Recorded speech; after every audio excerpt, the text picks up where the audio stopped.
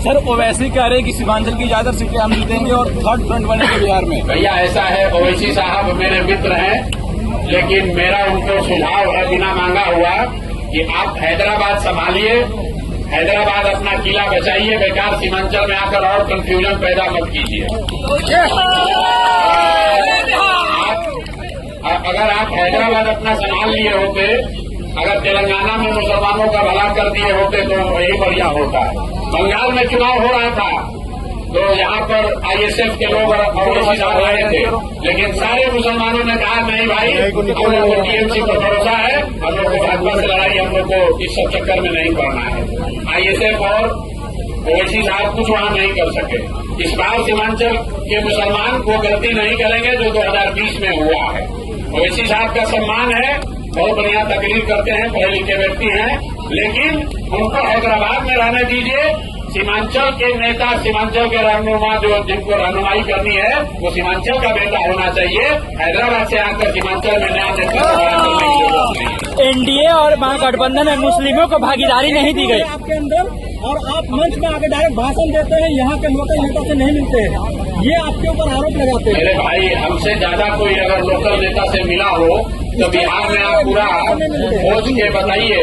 2.5 बरस बिना घर गए, बिना गाड़ी पर पैर रखे 2.5 बरस मैंने 5,500 गांव में पैदल यात्रा की, पैदल घर नहीं गए, गाड़ी पर नहीं बैठे, 2.5 बरस पैदल घर गए इस चीज को खड़ा करने के लिए।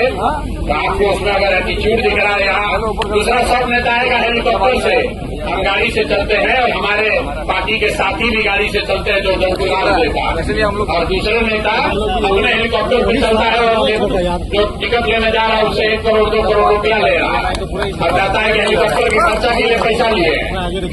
और हम अपना पैसा साधन लगाकर यहाँ ये व्यवस्था बना रहे हैं कि गरीब से गरीब आदमी भी अगर चुनाव लड़ना चाहता है, राजनीति करना चाहता है, तो जहाँ तक हो सके उसकी मदद की जा सके। एनडीए और महागठबंधन में मुस्लिमों को भागीदारी नहीं दी गई, उस हिसाब से जिस हिसाब से संख्या है। भाई, मुसलमानों को भागीदारी इसलिए नहीं दी जाती है कि मुसलमानों को भागीदारी से ज्यादा भाजपा का डर सता रहा है। मतलब आजाद भारत के इतिहास में पहली बार बिहार में किसी एक दल जनसुराज ने, याद रख लीजिए भैया, 34 मुसलमानों को टिकट दिया है। लेकिन और यही नहीं, ताली इस पर मत बजाइए, हमने घोषणा ये की थी कि जहां से सीमांचल को छोड़कर हमने पूरे बिहार में जहां कहीं भी मुस्लिम विधायक हैं या कोई मुस्लिम प्रत्याशी है, वहां पर जनसुराज मुस्लिम विधायक प्रत्याशी नहीं देगा।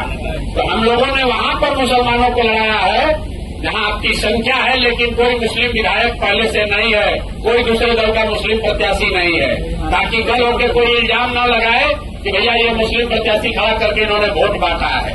और इसके बावजूद टोटल 34 मुस्लिम साथी चुनाव लड़ रहे हैं जनसुराज के टिकट पर।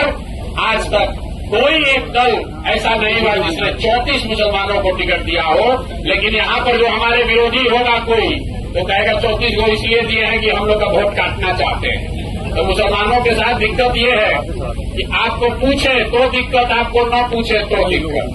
आपको टिकट दिया तो कह रहा इतना टिकट दिया, जरूर कोई न कोई पीछे बात होगा, हम लोग का वोट काटना चाहते हैं। अगर टिकट न दें तो वही मुसलमान कहेगा हम लोग भैया क्या करें, आप भी तो बड़ा बड़ा बात करते थे, लेकिन आप भी तो हम लोग को हिस्सेदारी नहीं दिए।